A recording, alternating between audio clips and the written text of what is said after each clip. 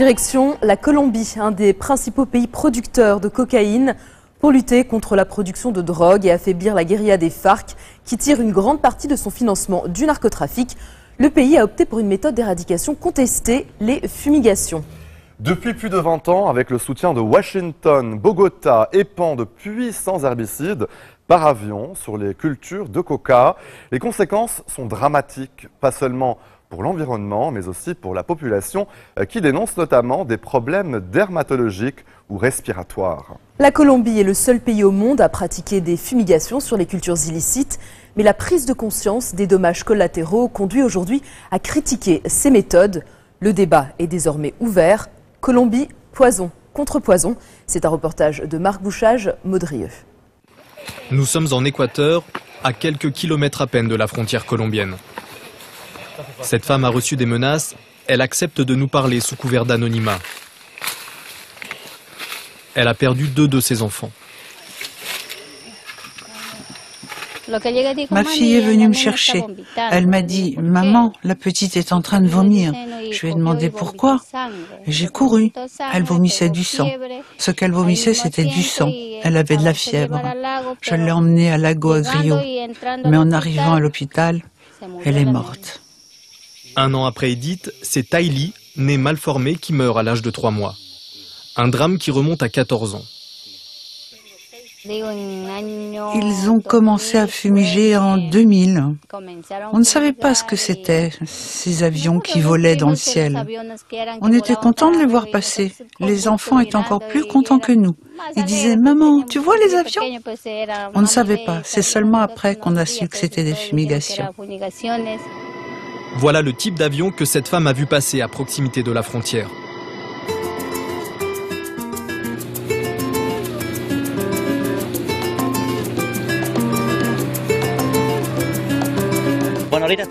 Nous sommes sur le fleuve San Miguel. De ce côté, c'est la Colombie et de l'autre, c'est l'Équateur.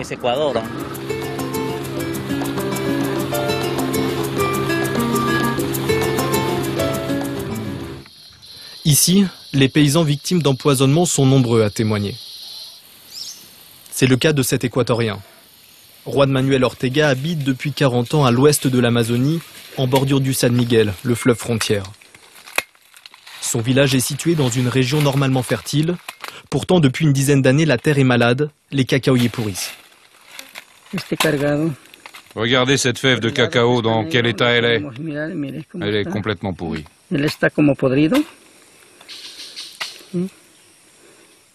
Pour Juan Manuel Ortega, la cause de ces soucis ne fait aucun doute. On voyait toujours les avions voler haut dans le ciel. Moi, je les voyais et je sentais l'odeur qui arrivait avec le vent. Mais c'était côté colombien? C'était au niveau de la frontière, au bord du fleuve San Miguel, juste là. Beaucoup d'avions sont aussi passés de notre côté, du côté équatorien.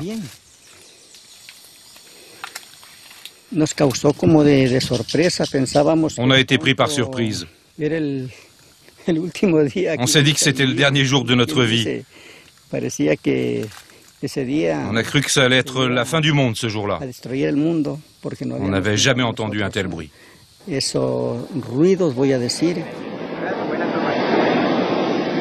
Voici une opération de fumigation filmée par la télévision colombienne.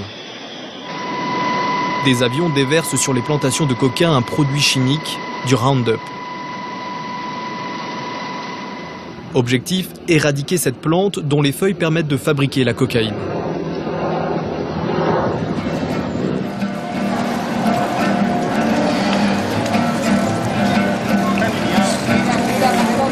À Bogota, la capitale colombienne, difficile d'imaginer que le pays est en guerre.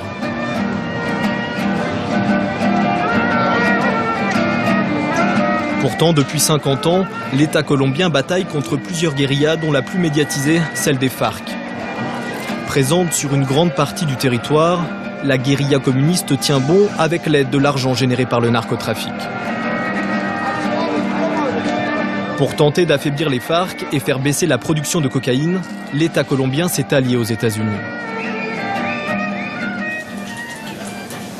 En 1999, les présidents américains et colombiens signent à Washington le plan Colombie, le plan antidrogue le plus important jamais entrepris dans un pays producteur. Budget annuel, plus d'1 milliard de dollars. Résultat, la Colombie intensifie les fumigations et les généralise jusqu'à la frontière équatorienne. Le plan Colombie est toujours en vigueur aujourd'hui. Sur ces images tournées en 2004, les hommes ont conscience de la dangerosité des produits. Gants, masques, bottes et tabliers pour manipuler le glyphosate, l'un des ingrédients de base du Roundup, le puissant herbicide produit par la firme américaine Monsanto. Les réservoirs sont remplis de glyphosate mélangé à d'autres produits chimiques. Sur les bidons, l'estampille NAS, Direction des affaires antidrogue, ambassade des États-Unis à Bogota. Ici, l'information est claire, produits chimiques dangereux.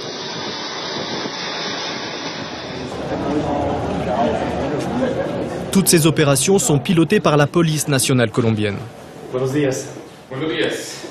Pourtant, les responsables de cette police antidrogue ont annulé nos autorisations de tournage sur le terrain. Après de longues négociations, nous rencontrons ce colonel. Quand on épand, la plante absorbe le poison, le glyphosate, au niveau de ses feuilles. Vous appelez ça du poison? On dit que c'est du poison pour une plante.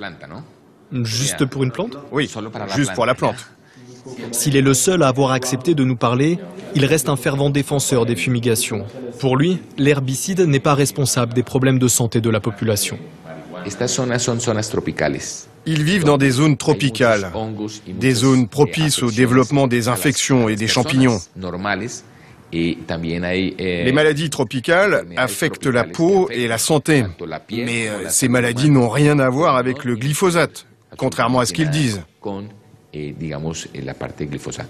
Donc, colonel, vous accepteriez qu'on fasse des fumigations sur votre maison pour prouver qu'il n'y a pas de problème? Absolument.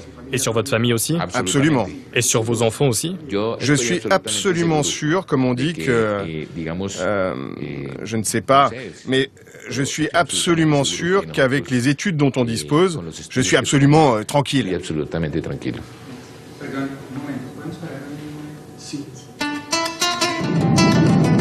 Pour y voir plus clair, nous décidons de retourner en Équateur. En Colombie, toutes les études qui évoquent la dangerosité de l'herbicide sont discréditées par les autorités. Le sujet est sensible.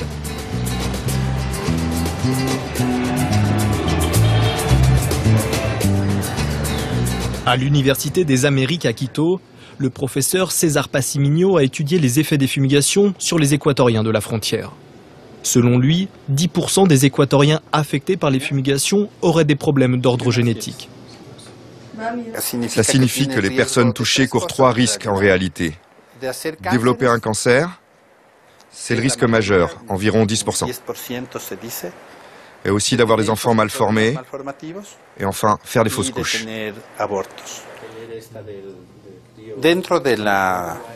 Dans les conversations entre les gouvernements équatoriens et colombiens sur les fumigations, la Colombie a dit qu'ils ont utilisé le glyphosate. Il est concentré entre 26 et 44% et dilué dans l'eau. Alors que sur les étiquettes, le fabricant recommande des concentrations entre 1 et 3%. En plus du glyphosate, ils ajoutent un produit qui s'appelle le POEA et un autre, le Cosmoflux. Des adjuvants, des produits chimiques qui permettent aux produits de mieux imprégner la plante. L'étude du professeur n'aurait pas pu voir le jour sans le travail de l'association Action Ecolorica et celui de son médecin. Adolfo Maldonado a recueilli des échantillons de sang, de terre et pris des photographies. Autant de preuves qui s'accumulent dans son bureau.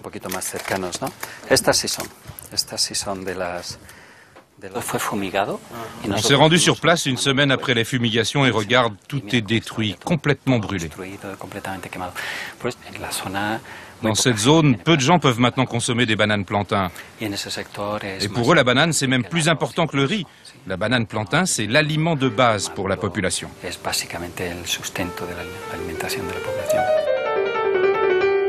Les épandages n'ont pas seulement brûlé les cultures.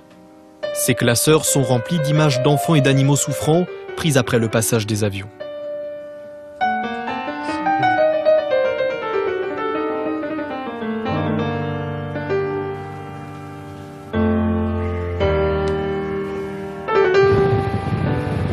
Du fait des épandages, 25 écoles ont dû fermer à la frontière dans les années 2000.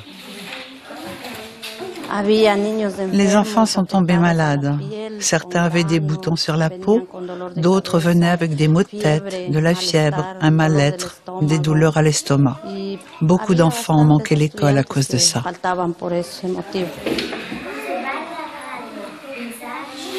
Au corps blessé s'ajoute le traumatisme psychologique. En témoignent ces dessins faits par les élèves il y a 10 ans.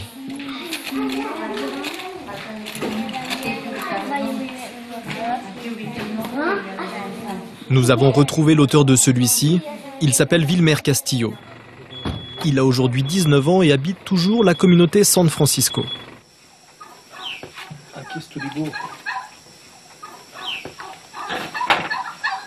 Je ne sais pas si tu t'en souviens.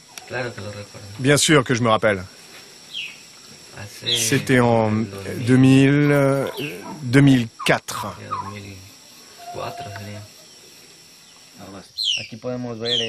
Là, j'ai dessiné un enfant avec des boutons, parce que c'est ce qui nous est arrivé, et des plantes en très mauvais état.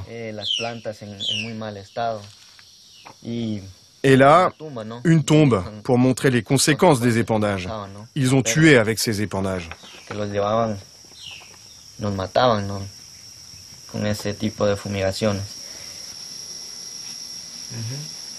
Et toi et ta famille, vous avez été touchés? Bien sûr. À cause de ça, mon petit frère est mort. C'était en 2000 ou 2001. À sa naissance, tout allait bien. Il est né normal. Mais après, il a commencé à avoir des boutons sur la peau, des rougeurs et d'autres problèmes. La même maladie que les autres enfants. La misma enfermedad de los niños.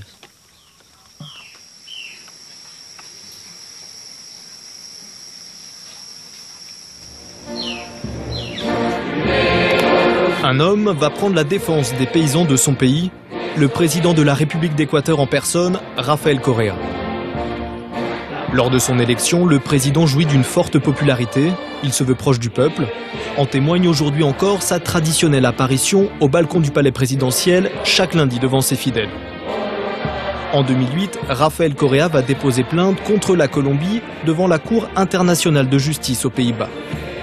La Colombie accepte de suspendre temporairement ses épandages sur une frange de sécurité large de 10 km tout le long de la frontière. 6 ans plus tard, c'est pourtant le même Rafael Correa qui signera un accord avec la Colombie. Il retire sa plainte en échange d'une compensation financière de 15 millions de dollars versée par la Colombie qui peut reprendre progressivement ses fumigations jusqu'à 2 km de la frontière. La Colombie sort grande gagnante.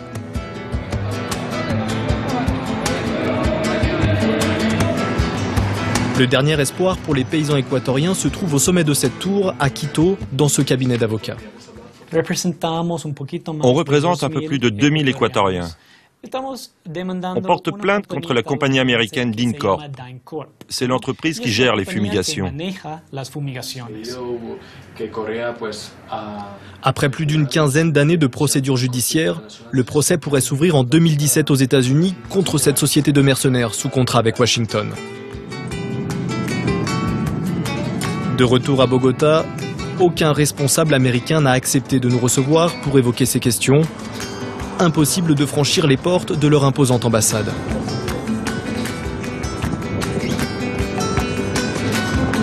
En 20 ans, la Colombie a fumigé près de 2 millions d'hectares de coca, avec l'aide militaire et financière des États-Unis, qui qualifie ces opérations de succès. Pedro Arenas tient un tout autre discours. Membre de l'ONG Indepas, il a été député du département du Guaviare en Colombie. Le département où sont apparues les premières cultures de coca à la fin des années 70 et qui en compte toujours aujourd'hui sur son territoire. Des fois, on croit que c'est un succès parce qu'entre le début du plan Colombie et maintenant, la superficie des cultures de coca est passée de 160 000 à 50 000 hectares environ. Mais sur les 3 dernières années, ça s'est stabilisé. Et on pense que ça va continuer à rester stable. En parallèle, les cultures de coca ont augmenté au Pérou et en Bolivie aussi. Donc, si on regarde globalement, la région des Andes continue de produire la même quantité de cocaïne exportable, la même quantité que celle qui était produite avant le début du plan Colombie. Les fumigations sont un succès dans la mesure où elles ont pu détruire une bonne partie des finances des groupes insurgés. Mais les fumigations sont un échec total du point de vue social, du point de vue des droits des paysans. Les fumigations sont un échec car elles n'ont pas permis d'éliminer les cultures de coca en Colombie. Après le retour des épandages à 5 km de la frontière, les enfants équatoriens qui vivent en bordure du fleuve San Miguel se sont à nouveau plaints de nausées, de vomissements et de maux de ventre. 7 mois plus tard, en mai 2015, le président colombien s'est prononcé pour la suspension des fumigations. On se retrouve dans quelques instants. À tout de suite.